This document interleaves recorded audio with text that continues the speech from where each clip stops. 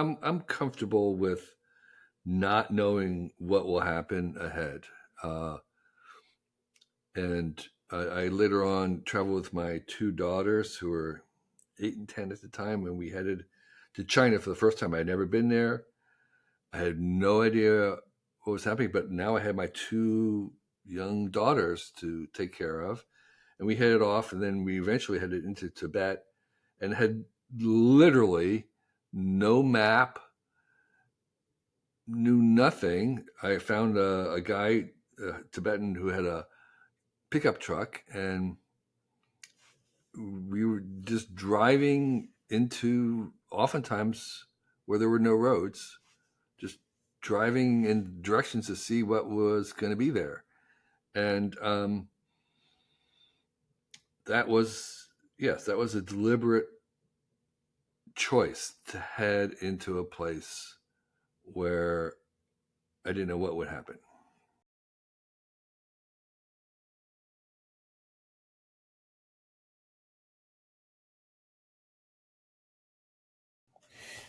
It was chance that your friend was in Taiwan, and so it was chance that you went to visit your friend in Taiwan.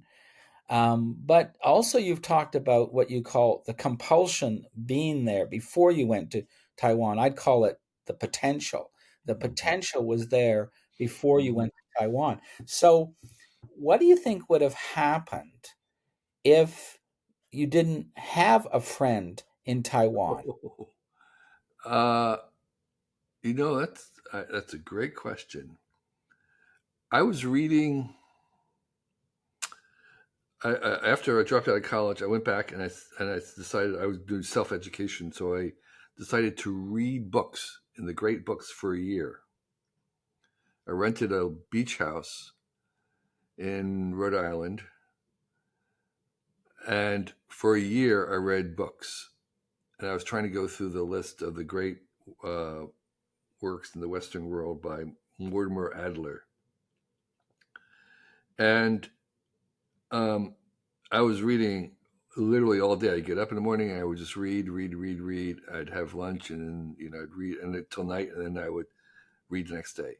And I was reading really pretty fast at that point. Um, but I was going along, and then I picked up Walt Whitman's Leaves of Grass, which is this sort of poem, an ode to America. And while reading it, my gaskets blew. It filled me with such a desire to see the country, to see the world, to see America, which I again had not seen. I've been out of New England, and that was the moment. So I just said, I have to travel, and I have to see this myself. I have to experience this, and that was a moment that I got the invitation from my friend to visit him. I think if I had not gone to Taiwan, I would have gone to America. I would have started hitchhiking across. I would have done whatever I could to see the Americas, and maybe I would have gone down into Mexico, like my brother had. And so I maybe would have wound up exploring Latin America or something like that, or at least America. So I was primed to see the world by reading Leaves of Grass. I was primed to want to experience that kaleidoscope of occupations and people doing stuff and making things, and the hustle and bustle of marketplaces by reading that book of poetry.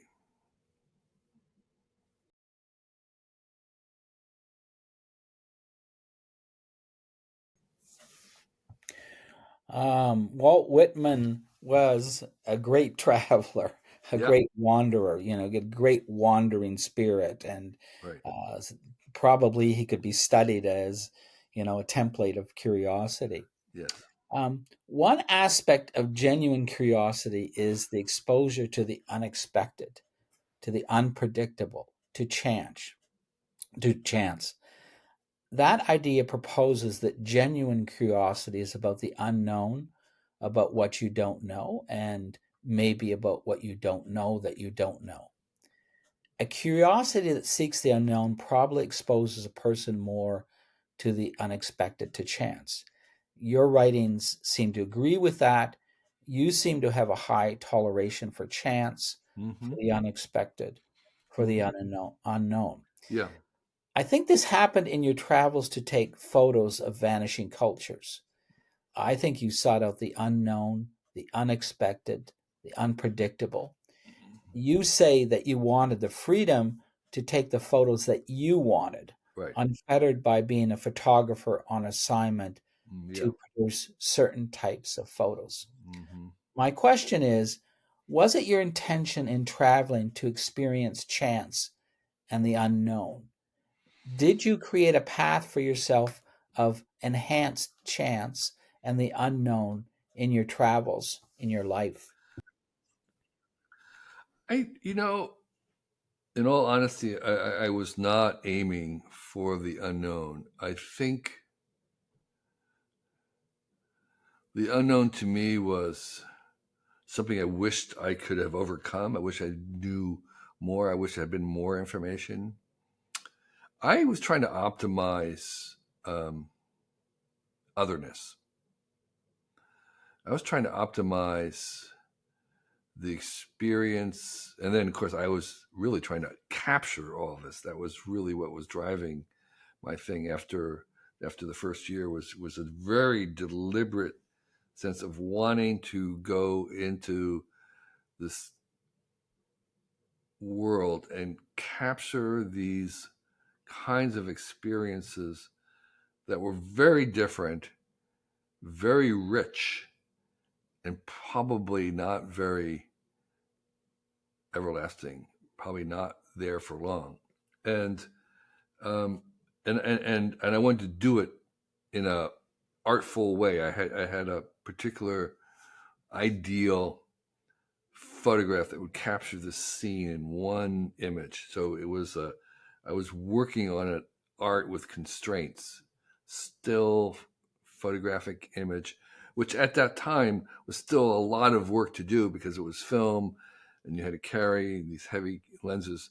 I mean, ideally it would have been like movies, but that was just simply way beyond my resources to do. So I was trying to make art, and that was what was leading me everywhere, and that was what was propelling me was to discover those pockets where this was remaining, which were unknown. So I was headed into the unknown because that was where it was. It wasn't because I wanted the unknown. The, I I was forced into the unknown to get this stuff. Um, but it wasn't what I was trying to optimize. Yeah, but you were the one who forced yourself Yeah, into the unknown. sure, sure, Yeah. Yeah. yeah. When you say I was forced, you're recognizing it as an exterior power, but it's also inside you, that compulsion. Well, if I could have done it without the unknown, I would have. If I could have um, used research, and I tried to in books and stuff. If I could have used research to find out how to do this without going into the unknown, I would have. But there wasn't any way to do it without headed into the unknown. Um, so yeah, so again, there are like wilderness explorers. One of their the things that they seek are these places where they haven't been mapped. There are very few people who have ever gone to, and that kind of unknown is very dear to them because they're the first. They're exploring it. They're bringing back the news. Um, the kinds of things I was capturing, obviously there were, it wasn't like the first humans there. There were very human things. There were whole entire cities like Kathmandu with 500,000 people in it, and no cars. And so it wasn't like I was the first there. It was I was trying to capture something about that was really other from other places of the world, that was really really different. And the fact that very little outside was known about it was for me an obstacle to overcome.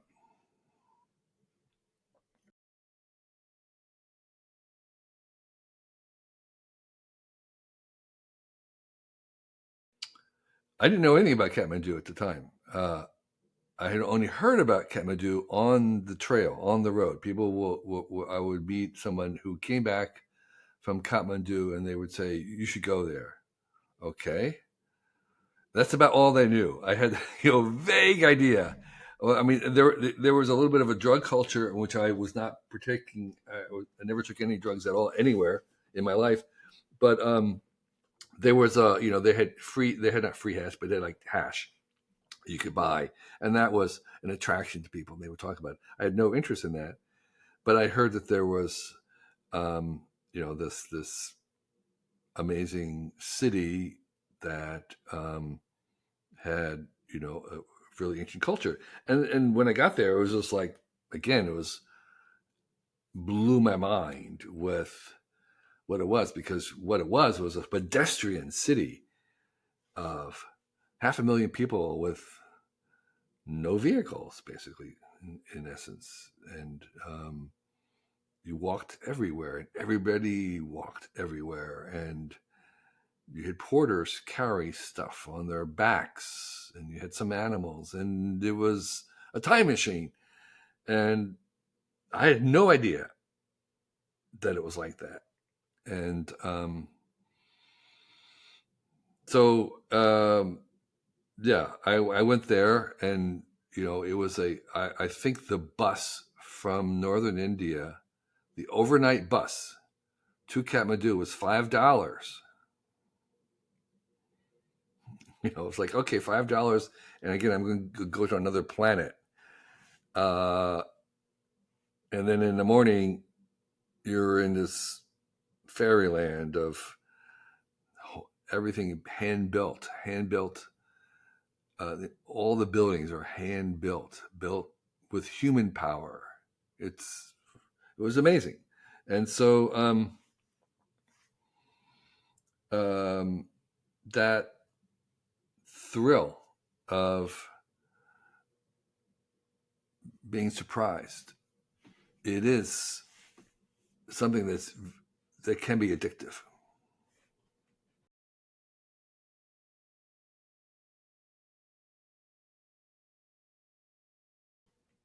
So you got to Kathmandu partly by chance, Yeah, bumping into people, yeah, partly by compulsion. yeah, Here's an other place. On the chance side, chance is essentially unknown. Chance is the unpredictable. sure. Some people want to reduce chance in their lives to reduce the anxiety that comes with Yeah, chance. Not you. yeah. No, I'm comfortable with not knowing what will happen ahead.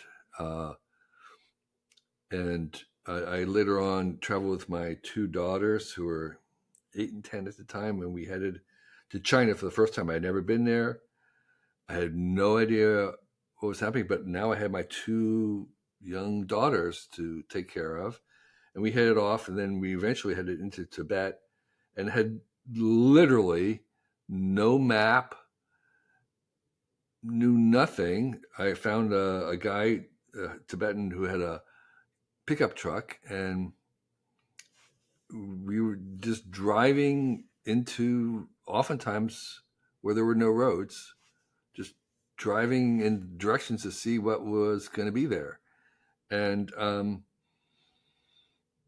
that was, yes, that was a deliberate choice to head into a place where I didn't know what would happen. You mentioned that you took your two daughters when Right. they were fairly young to do Yeah. this.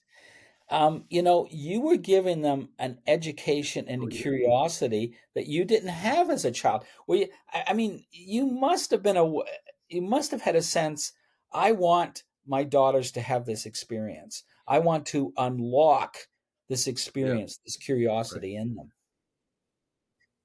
Yeah. Right. Yeah. And there was a little bit another level there, which is they spoke or could at least understand Chinese, and I was hoping that they could help me with the translation. It turned out that they were too intimidated by giant Tibetans and other people to really act as a translator. Um, and while it was very thrilling to me to have them on that adventure, I have to say it was a little overwhelming for them.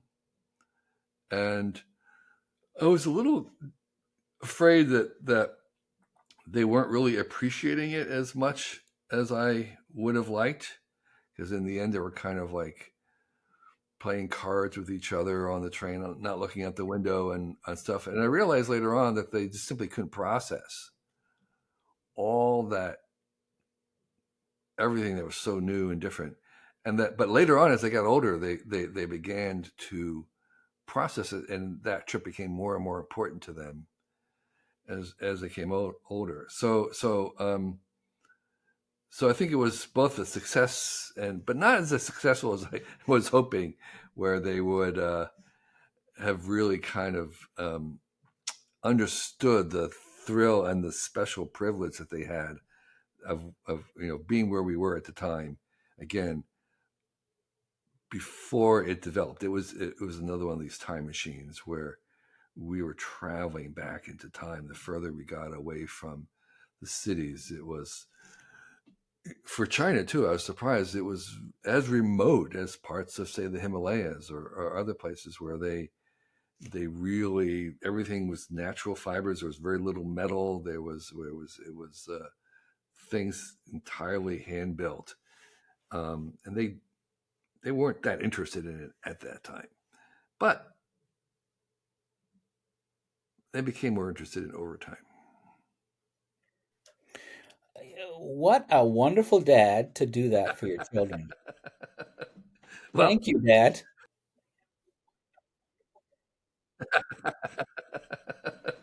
well, yes, yeah. Well, I had the opportunity to spend a month off in between things, so that worked out.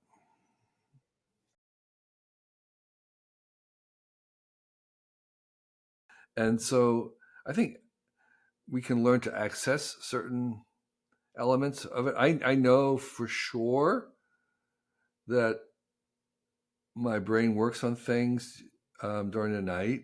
You can kind of get, you can actually give your mind assignments to work on things while you're sleeping in a different part of your brain. And that's why people get ideas in the shower, is because your brain's been working all night on it. And so we can get access to these things that we don't understand, which is, it's access, but it's not understanding.